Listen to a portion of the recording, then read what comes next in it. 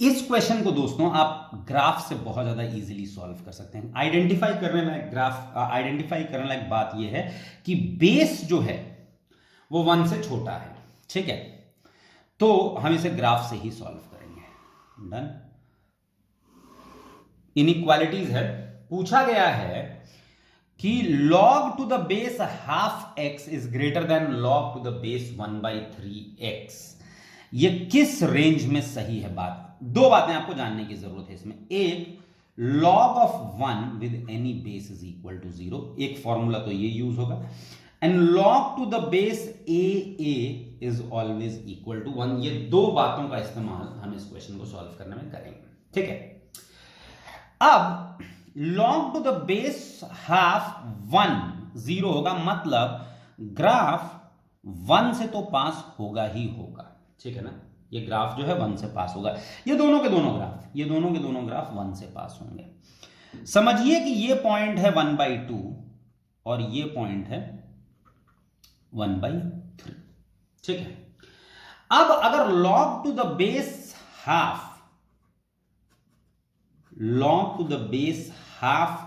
Half अगर आप लेंगे तो ये कितना हो जाएगा? 1। इसका मतलब जब x की वैल्यू हाफ होगी तो उस दौरान जो आउटपुट होगा वो कितना हो जाएगा? 1। इसका मतलब log to the base half x का ग्राफ इन दो पॉइंट से पास होता हुआ होगा। और log का ग्राफ का नेचर आप जानते हैं, ठीक है ना। और अगर नहीं जानते तो मैं आपसे बता दूं कि वो अगर बेस 1 से छोटा है तो इस तरीके से log का ग्राफ जो है चला जाएगा, इन दोनों पॉइंट से होते हुए जाएगा, ठीक है। ये है log to the base half x का ग्राफ, ठीक है। अब हम फोकस करते हैं log to the base 1/3x के। ये ग्राफ भी इस पॉइंट से तो पास होगा ही होगा, क्योंकि log टू द बेस 1/3 1 भी तो 0 ही हो जाएगा।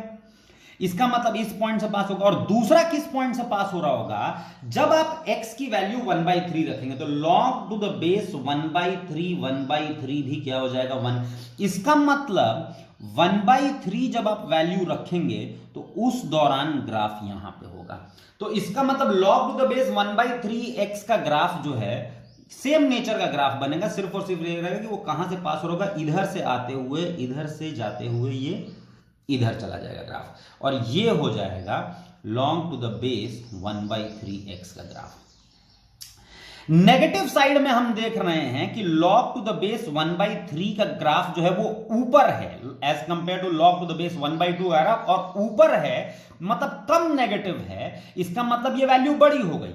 तो अगर आप 1 to infinity देखें तो 1 to infinity log to the base 1/3x will be more than log to the base 1/2x। लेकिन सवाल पूछ रहा है कि log to the base 1/2x बड़ा होना चाहिए। तो अगर हम 0 से 1 के बीच में देखें तो 0 से 1 के बीच में ये देखिए जो ब्लैक वाली लाइन है वो ऊपर चल रही है एज कंपेयर टू ये रेड वाली लाइन, ठीक है। इसका मतलब from 0 to 1 log to the base half of x will be more than log to the base 1/3 of x, ठीक है। ये समझ में आ गया होगा आप लोगों के।